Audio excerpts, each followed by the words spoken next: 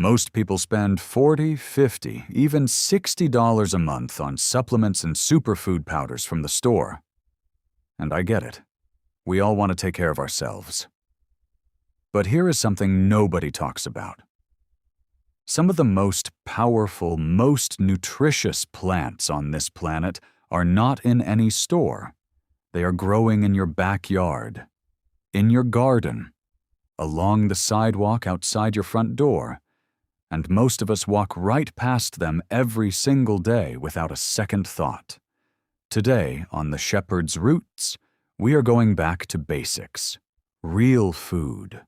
Wild food. The kind our grandparents and great-grandparents actually knew.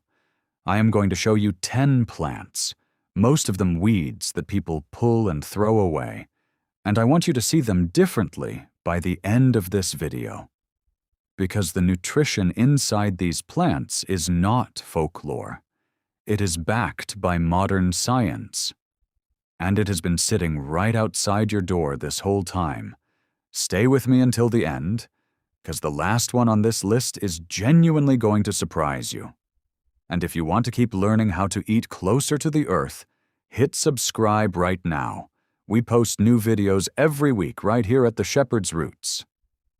All right. Let us get into it. Plant 1, Dandelion. Let us start with the one you know, the one you have probably pulled out of your lawn 100 times. The dandelion. And I know what you are thinking. That is a weed. But here is the thing. It was never really a weed. It was always a food. 1 cup of raw dandelion greens gives you more calcium than a glass of milk, more iron than spinach, more beta-carotene than carrots, plus vitamins K, C, E, B6, and folate all in one plant. That is a complete nutritional profile, from something that grows for free without any care or watering. Modern research confirms that dandelion root supports liver health. The leaves act as a natural gentle diuretic, and compounds in the plant have shown real anti-inflammatory effects in clinical studies.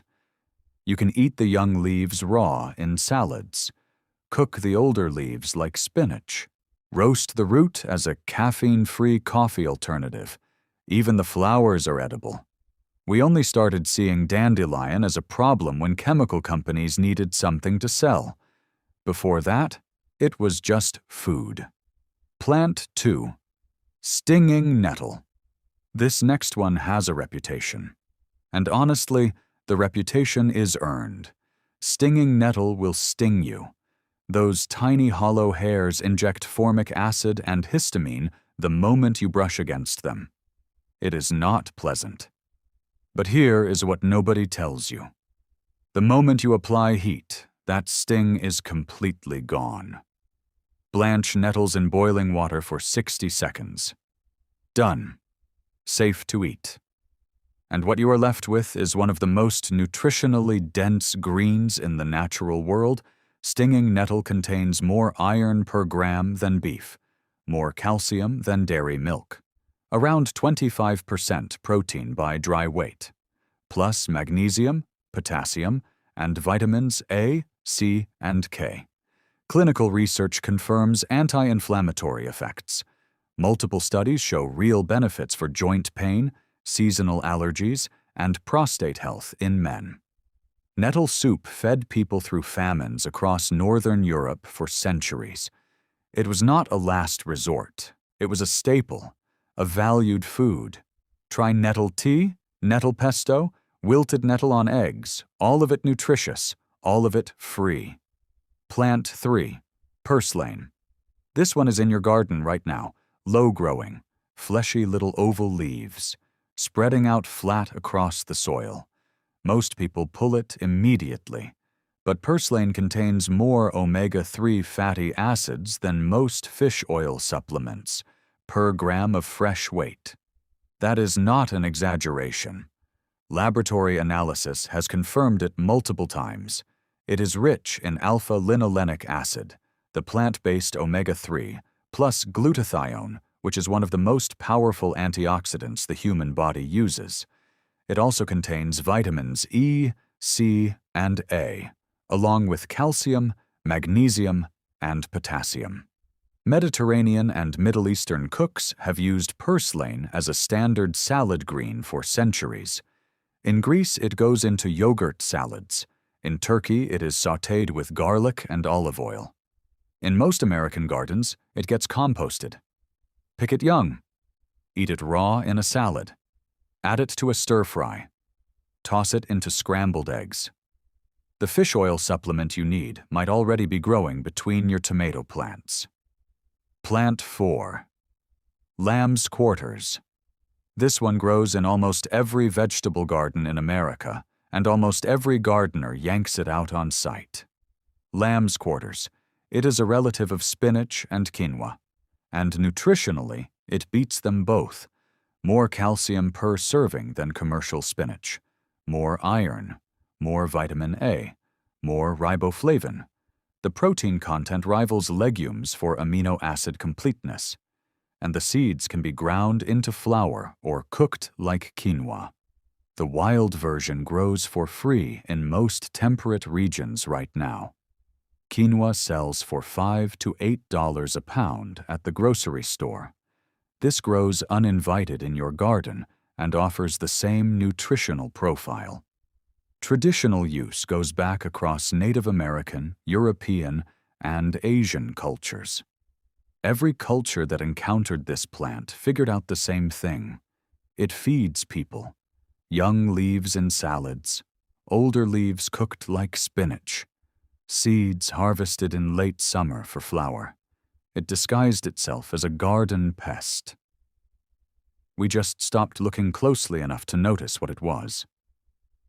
Plant 5. Chickweed. Here is what makes chickweed special. It grows in winter, when everything else is dormant, when fresh greens are expensive and hard to find. Chickweed is quietly growing in sheltered spots, sometimes right under a light layer of snow. The entire plant is edible raw with a mild, pleasant flavor, a lot like fresh pea shoots. It contains vitamin C, calcium, magnesium, potassium, iron, and zinc. Traditionally, people ate chickweed as a spring tonic right after months of stored winter food, and that sudden influx of fresh vitamins and minerals was considered medicinal, because it genuinely was. We stopped noticing it when refrigerated trucks started bringing lettuce from across the country in January. But the chickweed was already there. Growing for free. Outside the door. Try it in salads. Blend it into smoothies. Add it to soup at the very end. It is the fresh vegetable that grew itself and never sent you a bill. Plant 6. Red clover. You have seen red clover your whole life. It is in every lawn, every meadow, every open field. And it is one of the most clinically studied medicinal plants in the temperate world. The flowers contain isoflavones. Multiple randomized controlled trials have confirmed that red clover isoflavones significantly reduce hot flashes in menopausal women. Red clover extract supplements sell for $30 a bottle. The plant grows free in every unmowed field. Beyond the isoflavones, red clover is rich in vitamin C, calcium, magnesium, and B vitamins. The flowers can be eaten raw in salads, dried for tea, or infused into honey. The flower tea is genuinely pleasant, mildly sweet, light, easy to drink. We filed it under pasture crops, something for livestock, and missed the fact that the whole time it was also supporting human health. The cows always knew what they were doing.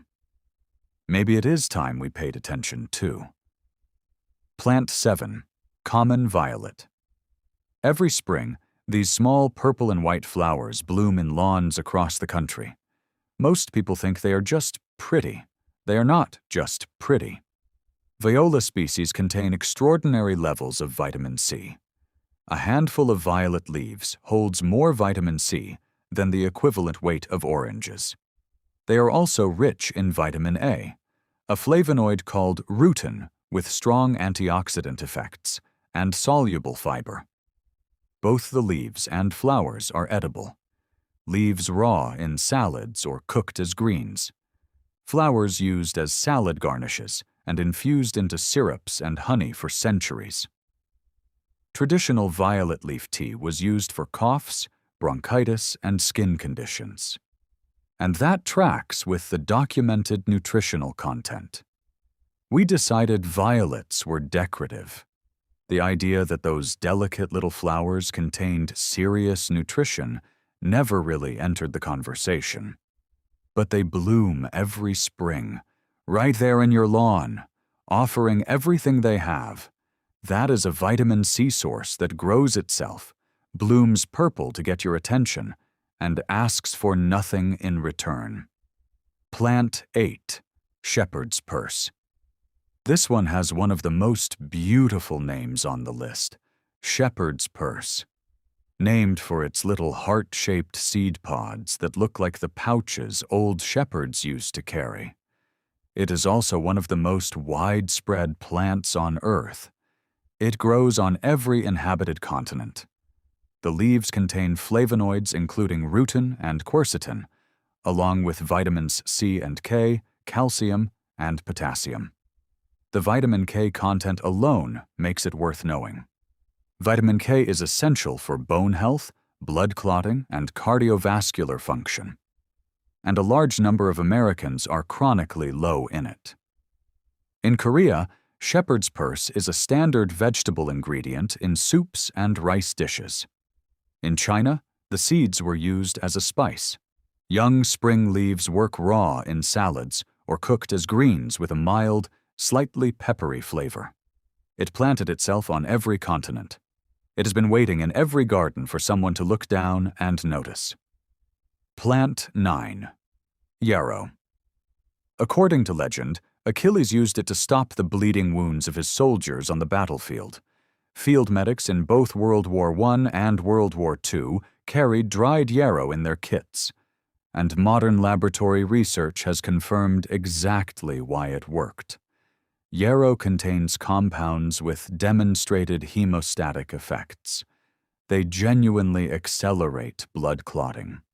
That is documented, peer-reviewed science.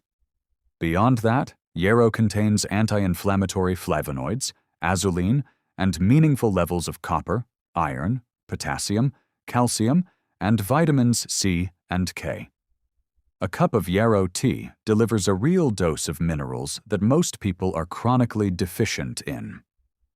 Traditional fever treatment using yarrow appeared independently in Native American, European, and Asian medicine all at the same time. Every culture that found this plant arrived at the same uses independently. That tells you something.